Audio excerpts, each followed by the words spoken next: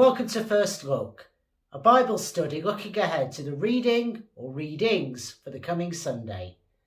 My name is Carl and it's great to have you with us.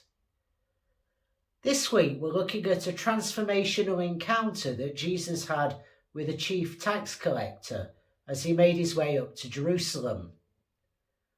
But before we dive into the detail of that story, however, if you've not done so already, you might find it useful to download the sheet accompanying this study, and you'll find the link for that in the video description in YouTube. On the sheet you will find the text of today's reading, some other passages you may wish to look up, the questions we'll be considering together later on, and lots of room for you to record your own thoughts and observations. So without further ado then, let's dive into today's passage, which comes from Luke's Gospel, chapter 19, verses 1 to 10. We're coming to the end of our exploration of the travel narrative in Luke's Gospel. It began in chapter 9, verse 51, when Jesus set his face to go to Jerusalem, and will carry just a little bit further beyond today's passage to chapter 19, verse 27, when he finally arrives in the city. Now, as he was making his way towards the town of Jericho, he had healed a blind man, a man who is unnamed in Luke's Gospel, but is called Bartimaeus in Mark's version of the same story. That's chapter 18, verses 35 to 43. In today's passage, Jesus had now arrived and was passing through the town of Jericho. It would have been about 18 miles to cover between Jericho and Jerusalem. And it's notable that in Luke's Gospel, Jericho's other mention comes in the parable of the Good Samaritan in chapter 10, verses 25 through to 37. That's a story about an outsider and the breaking down of barriers, and something similar is going on in today's passage. So in this text we've got Jesus, who was teaching and healing on the road to Jerusalem, and hence in these figs proclaiming the inbreaking of the kingdom of God in his very person. We've also got Zacchaeus, who was a chief tax collector and is described to us in this passage as somewhat short in physical stature, but who it seems sought Jesus out. His shortness has a twofold significance, as we'll see, both physical and moral, falling short as it were, being the least thereof. Might remind us of chapter 9, verse 48, in its talk of least of these. And also, although they're more sort of collective in the way they behave, a bit like in a Greek tragedy, we've got the crowds. Now we know that these people, many of them have been following Jesus all the way from Galilee to Jerusalem.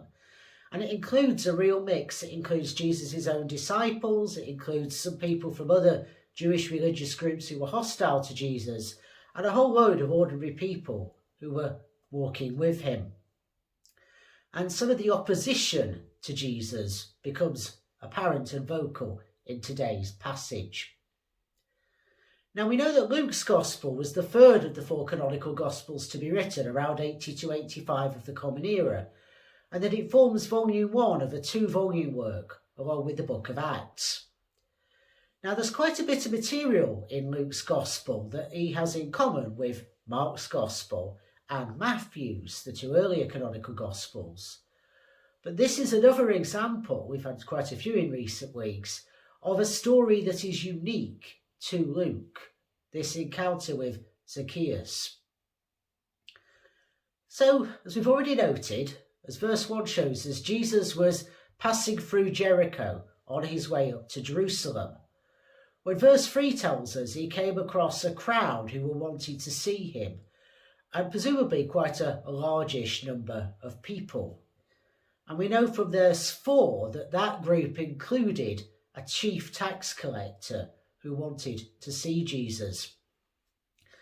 Now, to say tax collectors were not popular in the Judean region during that time would be a massive understatement. They were seen as collaborators with the Romans because they collected taxes on Rome's behalf. And it was quite standard practice, it seems, for them to add a little bit extra on to what was due and to take that for themselves as their payment. As a chief tax collector, we're told as he was in verse 2, Zacchaeus would have gained not just from his own dishonest practice in that way, but also the practice of those people that he was in charge of, who would have passed on some of what they claimed for themselves to him. And as we learn in the latter part of verse 2, all of this has made Zacchaeus very rich. Now he was extremely keen to see Jesus, and verse 4 tells us that went to the extent of climbing up a sycamore tree in order to be able to get a good look. So Zacchaeus was somebody who had to do that because of his physical height limitations. And as I say, we might also see him as the least in a moral sense. But it does tell us something about him. He was sufficiently committed to wanting to see Jesus that he was willing to risk probable mocking and teasing and humiliation by making himself so visible in that way. In verse 5, we learn that when Jesus looked up and saw him, he called him to hurry down, saying that Jesus himself wanted to stay in Zacchaeus' house.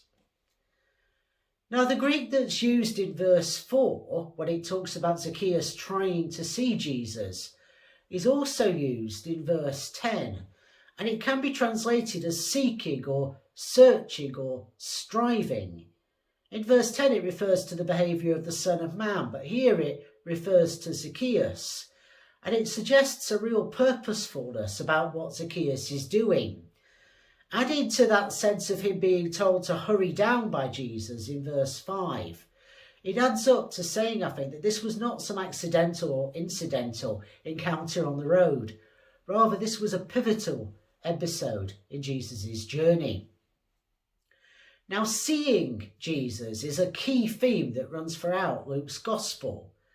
We might note, for example, a couple of episodes on the road from chapter 17, verse 15, when it's the leper who really sees that he's been healed, recognises that he's been healed, who is the one out of the 10 who runs back to Jesus to thank him and to glorify him for what he's done. And as we noted, chapter 18, verse 43 tells us about the restoration of a man's sight on the road to Jericho. So there are two episodes where we get this theme of seeing Jesus being really key. And Zacchaeus' sighting of Jesus led to the honour of him being able to host this travelling rabbi, travelling teacher. It seems also that the seeing is mutual, their eyes meet in this scene. It's like Jesus really sees Zacchaeus in a way that others just don't. And that comes through in the next couple of verses. In verse 6, Zacchaeus was delighted and pleased to be able to welcome Jesus, to come down out of the tree and greet him and host him. But the crowds, as I say, behaving as one unit, grumble because Jesus is going to be accepting hospitality, staying with a sinner. And certainly Zacchaeus as a tax collector would have been quite reasonably regarded thus. And as we see throughout Luke's Gospel, it's not the first time that people had complained about the company Jesus kept, and in particular he's hanging around with tax collectors and sinners. Chapter 15 verse 1 to 2 just gives us one example of that.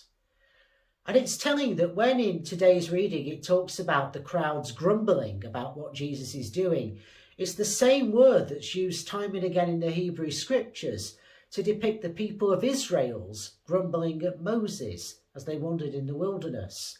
See that, for example, in chapter 15 verse 24 of the book of Exodus. There are plenty of other places too. So there's something, I think, about this sense of grumbling, journeying, these themes of setting free also, that really comes through in today's passage. Jesus is perhaps depicted as picking up the mantle of setting God's people free, even when it becomes difficult and costly for him. The crux of this passage comes, I think, in the next part, in verse 8. And it's fascinating that the Greek here is really ambiguous.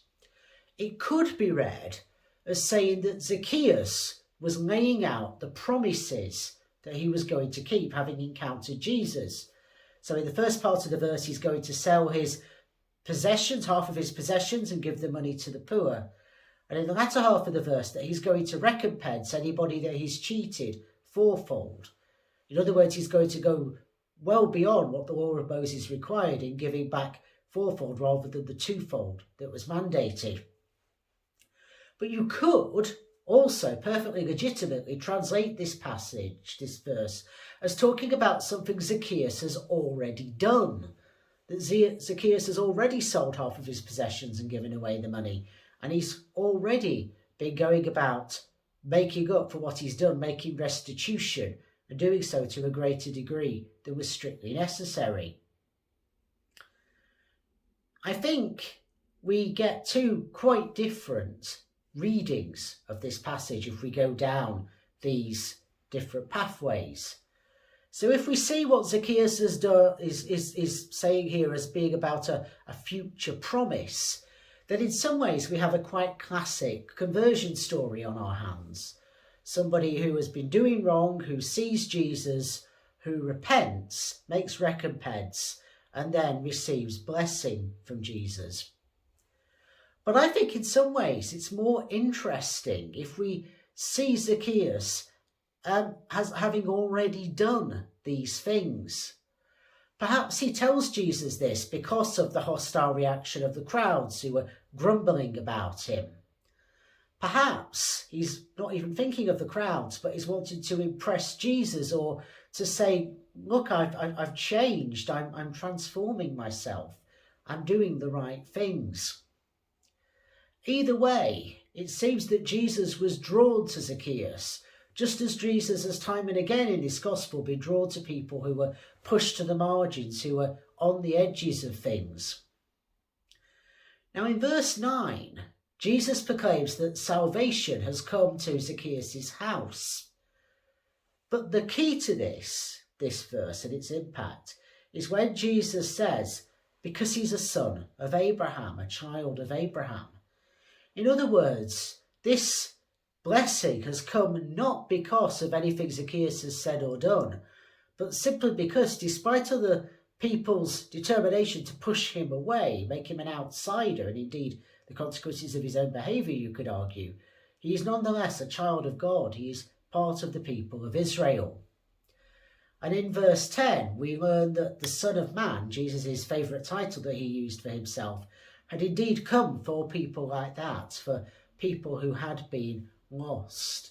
Again, it takes us back to chapter 15 and that recurring theme of lost and found in Luke's Gospel.